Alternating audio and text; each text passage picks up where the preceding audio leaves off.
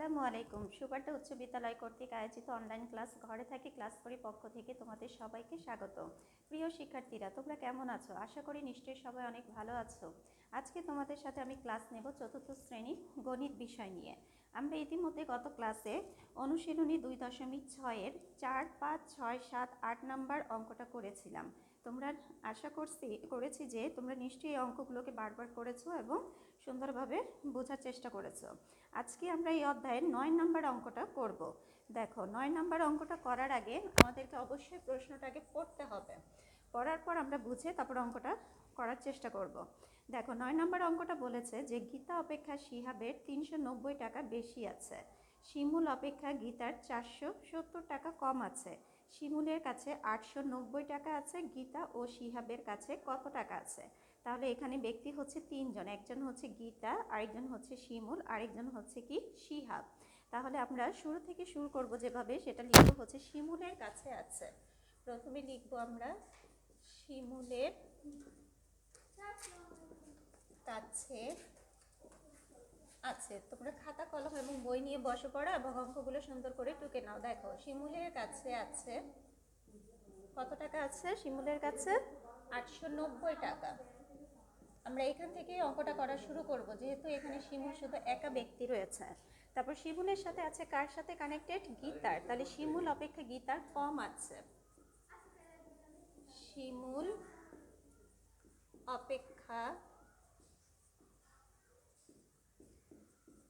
গীতার কম আছে।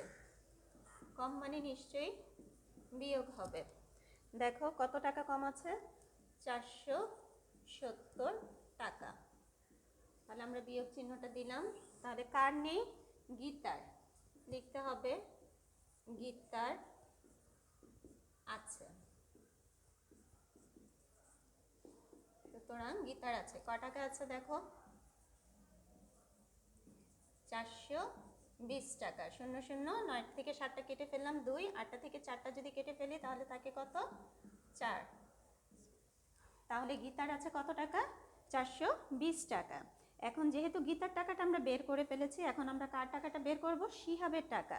তাহলে আমরা কিভাবে সাজাবো? লিখবো আবার, যেহেতু গীতা পেয়েছি গীতার টাকাটাই লিখি আগে। আবার গীতার কাছে আছে 420 টাকা। আর গীতা অপেক্ষা শিহাবের বেশি আছে। গীতা অপেক্ষা শিহাবের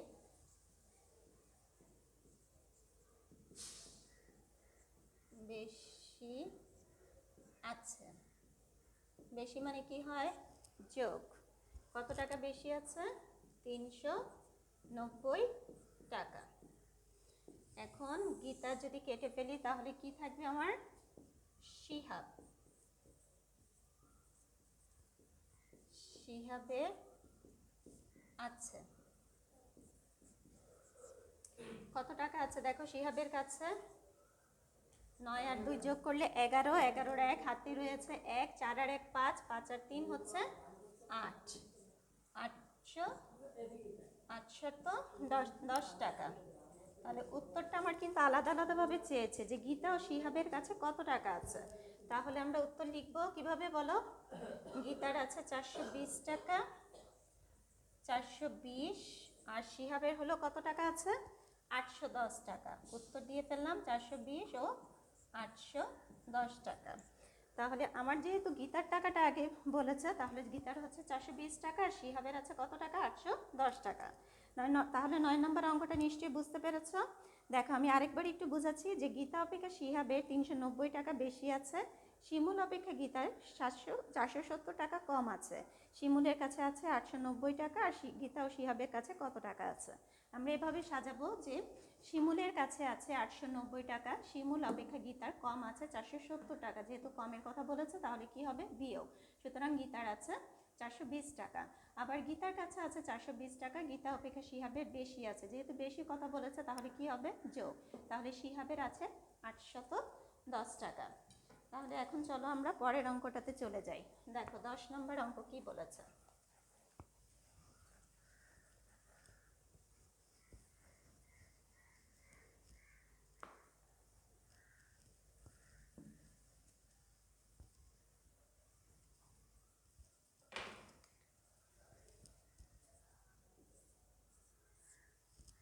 10 নম্বর অঙ্কে বলেছে যে পাশের ছকে একটি বিদ্যালয়ের শিক্ষার্থী সংখ্যা দেখানো হয়েছে। বিদ্যালয়টিতে মোট 3837 জন বালিকা রয়েছে। ওই বিদ্যালয়ে বালকের সংখ্যা কত? যেহেতু তোমাদের একটা চার্ট দেওয়া হয়েছে যে শ্রেণী 1 2 3 4 5 আর ছাত্রছাত্রীর সংখ্যা আছে বালক ও বালিকা উভয় মিলিয়ে, তাহলে আমরা এই জিনিসটাকে আগে যোগ করে নেব। তাহলে আমরা লিখব যে বিদ্যালয়ে মোট শিক্ষার্থীর সংখ্যা, বিদ্যালয়ে মোট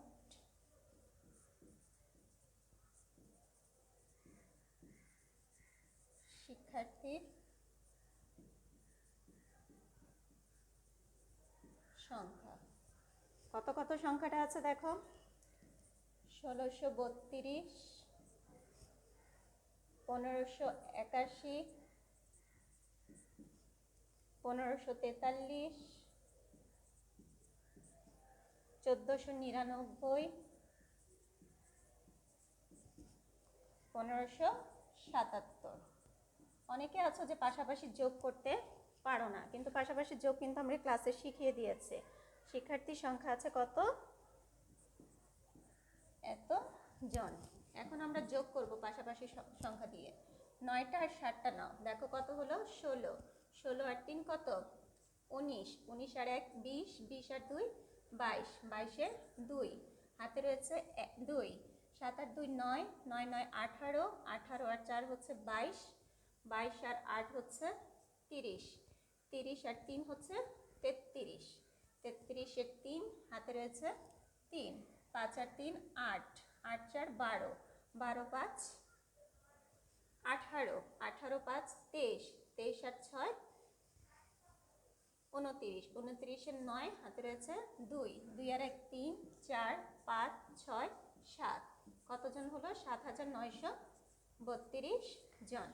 তাহলে যোগটা কিন্তু পাশাপাশি সুন্দর করে বুঝে নিবা। 7800, সরি এখানে 9 না 832 জন হবে।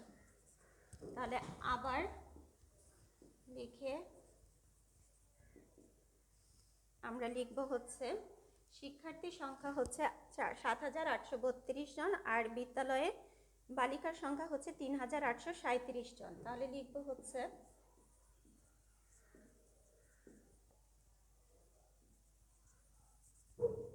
শিক্ষার্থীর সংখ্যা 7832 জন, বালিকার সংখ্যা, বালিকার সংখ্যা আছে কতজন, 3837 জন। এখন যেহেতু তোমাকে বালকের সংখ্যা বের করতে বলেছে তাহলে লিখবো হচ্ছে সুতরাং বালকের সংখ্যা। ছেলেদের সংখ্যাটা এখন আমরা বের করতে হলে কি করতে হবে, বিয়োগ করে দেখিয়ে দিতে হবে। 7 থেকে তো 2 বিয়োগ করা যাচ্ছে না, এক ধার নিলে হচ্ছে 12, 12টা থেকে 7টা যদি কেটে ফেলি তাহলে থাকে 5, এক কমে গিয়েছে হচ্ছে 12, 9, এক কমে গিয়েছে 17, আর 17 থেকে 8টা যদি কেটে ফেলো 9 10 11 12 13 14 15 16 17, এখানে হচ্ছে 9 8, 8টা থেকে 3টা কাটলে 5, তাহলে কত আসলো, 5995 জন।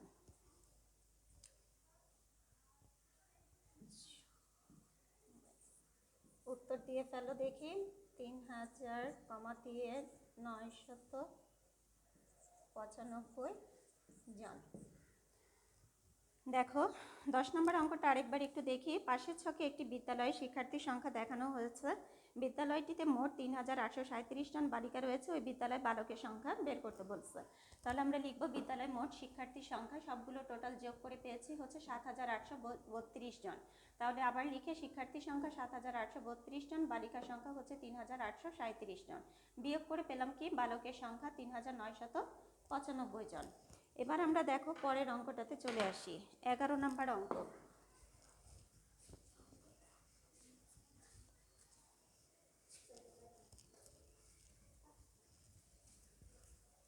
11 নম্বর অঙ্কটা করার আগে একটু মনোযোগ সহকারে বুঝবে। দেখো 11 নম্বর অঙ্কটা বলেছে যে সোহাগ 70,000 টাকা দিয়ে একটি মোটরসাইকেল ক্রয় করলেন। মোটরসাইকেলটি রেজিস্ট্রেশন বাবদ 1500 টাকা, মেরামত বাবদ 800 টাকা খরচ হলো। এখন সে যদি মোটরসাইকেলটি 90,000 টাকা বিক্রি করে তাহলে তার কত টাকা লাভ হবে?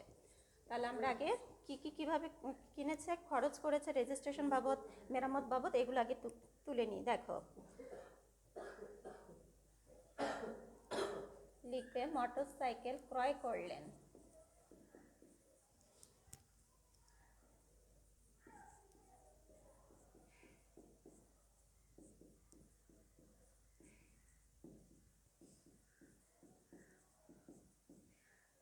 মোটরসাইকেল ক্রয় করেছে, ক্রয় মানে কিনেছে কত টাকা দিয়ে? 70,000 টাকা দিয়ে। 70,000 টাকা। তারপর রেজিস্ট্রেশন বাবদে তার কত টাকা খরচ হয়েছে সেটাও লিখবো এখন। রেজিস্ট্রেশন বাবদ খরচ কত টাকা? 1500 টাকা। আরেকটা করেছেন মেরামত বাবদ। মেরামত বাবদ খরচ কত টাকা? 800 টাকা। তাহলে সবগুলো মিলিয়ে আমরা কি করব? যোগ করে ফেলব। লিখবো হচ্ছে মোট খরচ করলেন।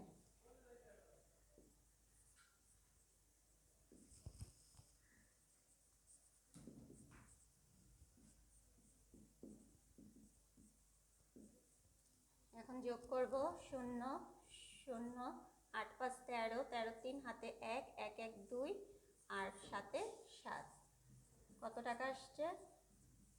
72,300 টাকা। এখন আবার লিখব,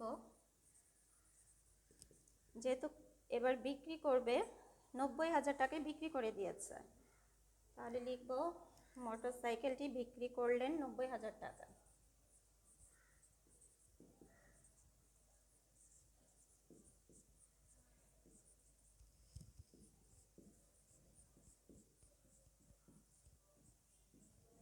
বিক্রি করলেন 90,000 টাকায়।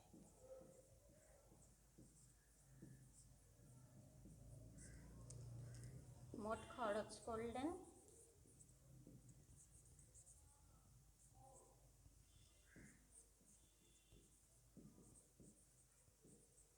72,300।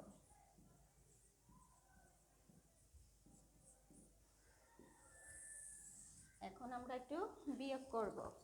দেখো বিয়োগ করার সময় কি করতে হবে? তার কত টাকা লাভ হলো, তাহলে লিখে ফেলো তার লাভ হলো।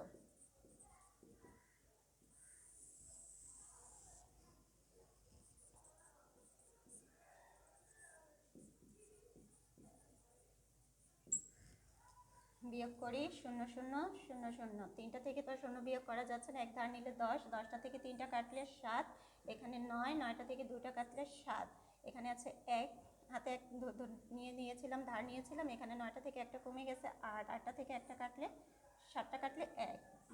তাহলে উত্তর দিয়ে ফেলবো 17,700 টাকা লাভ হয়েছে। কত টাকা? 17,700 টাকা। তাহলে এই যে মোটরসাইকেলের অঙ্কটা সুন্দর করে সাজাবা। যে মোটরসাইকেলটি ক্রয় করলেন 70,000 টাকা, রেজিস্ট্রেশন বাবদ খরচ করেছেন 1500, মেরামত বাবদ খরচ করেছেন 800 টাকা, মোট খরচ করলেন 72,300 টাকা। আবার মোট সাইকেল বিক্রি করলেন হচ্ছে, মোটরসাইকেলটি বিক্রি করলেন 90,000 টাকা, খরচ করেছিলেন যে 72,300, আর তার লাভ হলো কত টাকা? 17,700 টাকা। তাহলে শিক্ষার্থীরা আমাদের SW থাকবে, দেখো তোমাদের বাসার যে হোমওয়ার্কটা আছে সেটা হচ্ছে 33 পৃষ্ঠার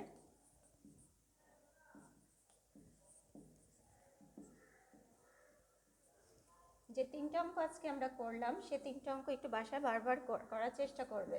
9 নাম্বার থেকে 11 নং বুঝে করবে এবং বারবার করবে, তাহলে দেখবে যে অঙ্কতে আর কোনো সমস্যা হবে না। তাহলে 9 থেকে 11 নাম্বার পর্যন্ত অঙ্ক করবে, আর সমস্যা থাকলে অবশ্যই আমাদেরকে জানাবে। তোমরা ভালো থাকবে এবং সবাইকে অসংখ্য ধন্যবাদ।